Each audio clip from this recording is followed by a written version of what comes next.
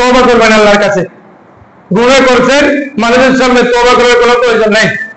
আপনি ঘরে বাতি অফ করে দিয়ে ঘরের কর্নারে বসেন, মসজিদের কর্নারে বসেন, যখন নির্জন কেউ নেই তখন দু চোখের পানি ছাড়েন, চোখ বন্ধ রাখেন, হাত তুলে দেন আল্লাহর দরবারে, আল্লাহ আমি গুনাহ করেছি, তোমার কাছে স্বীকার যাচ্ছি, দুনিয়ার মানুষ জানে না, আমার গুনাহটুকু মাফ করে দিন, আমি তওবা করি। এইভাবে এই 10 দিনে বেশি বেশি করে আল্লাহর দরবারে তওবা করবেন। সুবহানাল্লাহ। 7 নম্বর, জিলহজ চাঁদের 9 তারিখ থেকে 13 তারিখ পর্যন্ত, এটা ভালো করে খেয়াল করেন, পুরুষও পড়তে হবে, মহিলাও পড়তে হবে। ঠিক আমার সাথে বলেন একবার, আল্লাহু আকবার, আল্লাহু আকবার, আল্লাহু আকবার, আল্লাহু আকবার, লা ইলাহা ইল্লাল্লাহ, আল্লাহু আকবার, আল্লাহু আকবার, ওয়া লিল্লাহিল হামদ। জিলহজ মাসের 9 তারিখ থেকে 9 তারিখের ফজর নামাজের পর থেকে 13 তারিখের আসর পর্যন্ত এটা পড়তে হবে। এটা পড়া আবশ্যক। মহিলারা পড়বেন ছোট করে আর পুরুষেরা পড়বেন বড় করে। 9 তারিখের ফজর থেকে 13 তারিখের আসর পর্যন্ত। 8 নম্বর, 1 থেকে 10 তারিখ পর্যন্ত শরীরের লোম, নখ না কাটা, এটা মুস্তাহাব সব, বেশি সব। অর্থাৎ 1 তারিখ আসার আগে, আরবি মাস, ইংলিশ মাস নয়, আরবি মাসের 1 তারিখ আসার আগ থেকে চাঁদ দেখা যাওয়ার আগের দিন পর্যন্ত আপনাদের অবাঞ্ছিত লোম, চুল, নখ যা কাটার আছে সব কেটে ফেলবেন 10 দিন। আর নখ, চুল, অবাঞ্ছিত লোম কাটবেন না। এটার কারণে আপনি মুস্তাহাবের সওয়াব পাবেন। এটা মুস্তাহাবের সওয়াব, বেশি সওয়াব। অর্থাৎ জিলহজ চাঁদের 1 থেকে 10 তারিখ পর্যন্ত চুল না কাটা, নখ না কাটা এবং অবাঞ্ছিত লোম না কাটা। তাই বলে আপনি এই মাসও কাটবেন না, পরও কাটবেন না, এটা নয়। বরং নিয়ম হলো 40 দিনের ভিতরে একবার কাটতে হবে। 40 দিনের ভিতরে যদি একবার অবাঞ্ছিত লোম না কাটেন তাহলে আপনি গুনাহগার হবেন, এটা ভালো নয়, মাকরুহ হবে। 9 নম্বর, বেশি বেশি করে ইস্তেগফার করা, আস্তাগফিরুল্লাহ করা। আস্তাগফিরুল্লাহ মানে কি? আস্তাগফিরুল্লাহ মানে আমি আল্লাহর কাছে মাফ চাই, আস্তাগফিরুল্লাহ। আবার বহু মানুষ বলে, আমরা শুনি গ্রামের বহু মানুষ, বিশেষ করে মেয়েরা, আস্তাগফিরুল্লাহ, আস্তাগফিরুল্লাহ। আস্তাগফিরুল্লাহ মানে আমি কুফরি করতেছি, নাউযুবিল্লাহ। আস্তাগফিরুল্লাহ মানে আমি কুফরি করতেছি, নাউযুবিল্লাহ। এটা আস্তাগফিরুল্লাহ না, এটা হলো আস্তাগফিরুল্লাহ। আস্তাগফিরুল্লাহ গায়ে উচ্চারণ করতে হবে, আর না হলে আপনি গুনাহগার হবেন। আপনি আরো মারাত্মক কাম করতেছেন। হাদিস শরীফে আছে, ইন্নাল মুমিনা ইযা আযনাবা কানাত নুকতাতুন সাওদা ফি কলবিহি ফাইন তাবা ওয়াস্তাগফারা সুকিলা কলবুহু। হাদিস শরীফে এসেছে, রাসূল করিম ইরশাদ করেছেন, মানুষ যখন গুনাহ করে তার দবদবে কলবটা হলো সাদা। আমরা তো কলব দেখতেছি না, হার্ট, যেটাকে ইংলিশের হার্ট বলে, হৃদয় বলে, এটা আমরা দেখতেছি না, কলব দবদবে সাদা। আমরা যে হাদিস শরীফ পড়েছি, এটা যে একটি গুনাহ করে ওখানে একটি দাগ পড়ে, সাদা কাপড়ের মতো। সাদা কাপড়ের দাগ 1টি, 2টি, 3টি, 4টি, 5টি পড়ার পরে মানুষ বলে, আপনি এটা কেন পড়ছেন? আপনার কাপড় তো ময়লা হয়েছে। কিন্তু আমাদের কলবে যে ময়লা হয়ে যাচ্ছে ওইটা আমরা দেখতেছি না, আমরা দেখি না, এই জন্য আমরা বুঝি না, মুমিনেরা বুঝে না। তো বলতে তো হাদিস শরীফে, মানুষ যখন একটা গুনাহ করে একটা দাগ হয়, আর একটা করলে আরেকটা দাগ হয়, আর যে আজীবন গুনাহ করে তার সাদা কলবটা দবদবে সাদা যেটা ছিল এটা কালো হয়ে গেছে।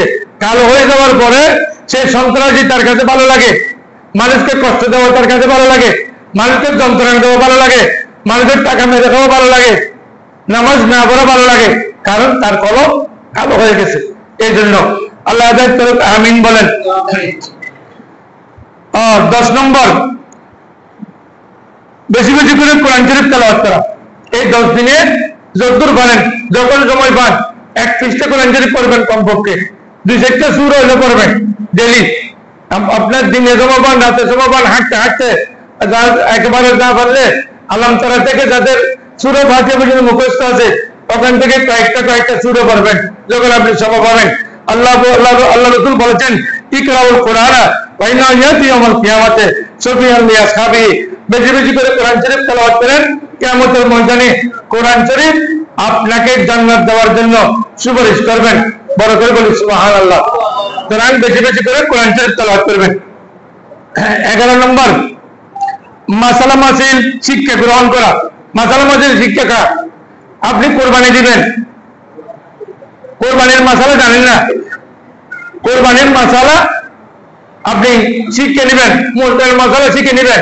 এখন সব বাংলা আছে যতদূর পারেন, আবার একবারে অনলাইন থেকে বাংলা বললে বিভ্রান্ত হয়ে যাবেন। যেমন অনলাইনে আছে একটি ছাগল দিয়ে একটা পরিবারে কোরবানি দিলে হয়ে যাবে। নাউযুবিল্লাহ, সবাই নাউযুবিল্লাহ বলে না। আপনারা অনলাইন থেকে আবার সবগুলো বুঝবেন না। একটি ছাগল দিয়ে যদি একটি পরিবারের কোরবানি হয়, তাহলে এত বড় গরু, এত বড় মহিষ জবাই করার দরকার কি? হ্যাঁ, ও রসুল করিম করছেন, রসুল করিমের জন্য খাস। রসুল করিম আমাদের কোরবানি করে গেছেন। যুগ যুগ ধরে যত মুসলমান আসবে, একটা দিয়ে রসুল পাকের পরিবারের কোরবানি দিয়েছেন, আর একটা দিয়ে আমাদের উম্মতের সবগুলো কোরবানি দিয়েছেন। তাহলে আপনি শুধু পরিবারের কেন, কত হাজার কত কোটি উম্মত আছে বর্তমানে কত কোটি উম্মত আছে, তো সবগুলোর কোরবানি একটা ছাগল দিয়ে হয়ে যাবে। এটা তো রসুলের জন্য খাস ছিল, আপনি ওটা কেন বেছে নিয়েছেন? হ্যাঁ, রসুল তো লাগাতার রোজা রেখেছেন, আপনি ওটা তো বেছে নেন নাই। রসুল তো কিছু না খেয়ে 5 দিন 7 দিন রাত্রেও খান নাই, দিনেও খান নাই, তো আপনি ওটা নেন।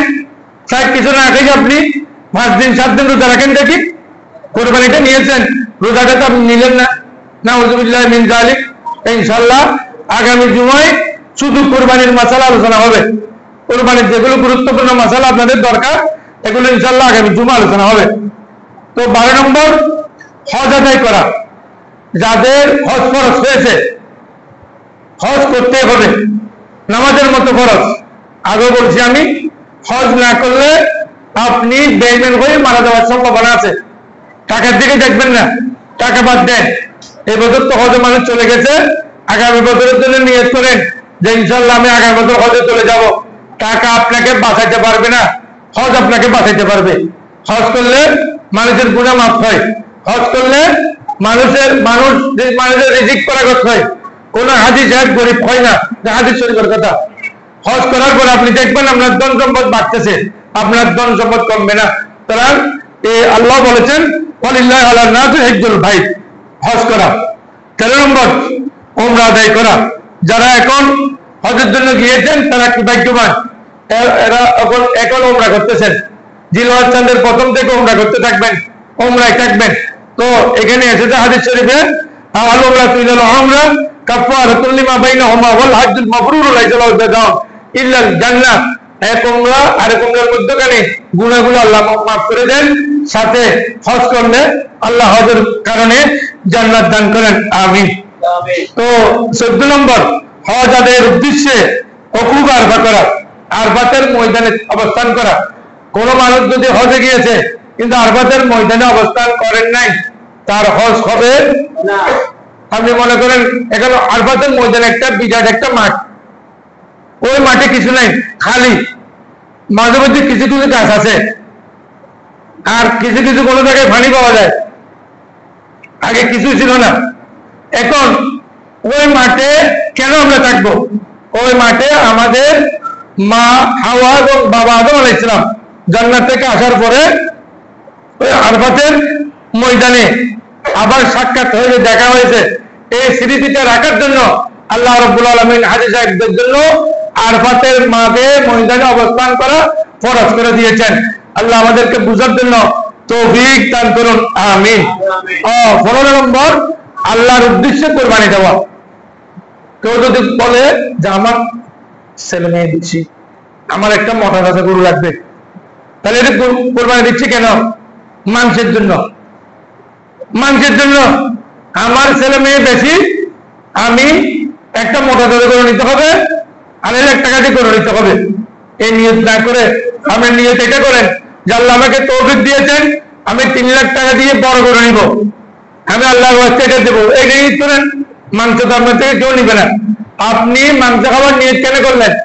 মাংস খাবার নিয়তে যদি কেউ গরু জবাই করে, মহিষ জবাই করে, ওট জবে করে কোরবানি মুঠে হবে না। আল্লাহ রাব্বুল আলামিন জিলহজ চাঁদের এই 10 দিনের আমলগুলো আমাদেরকে পূর্ণরূপে করার জন্য তৌফিক দান করুন, আমিন। আখির দাওয়ানা আলহামদুলিল্লাহি রাব্বিল আলামিন।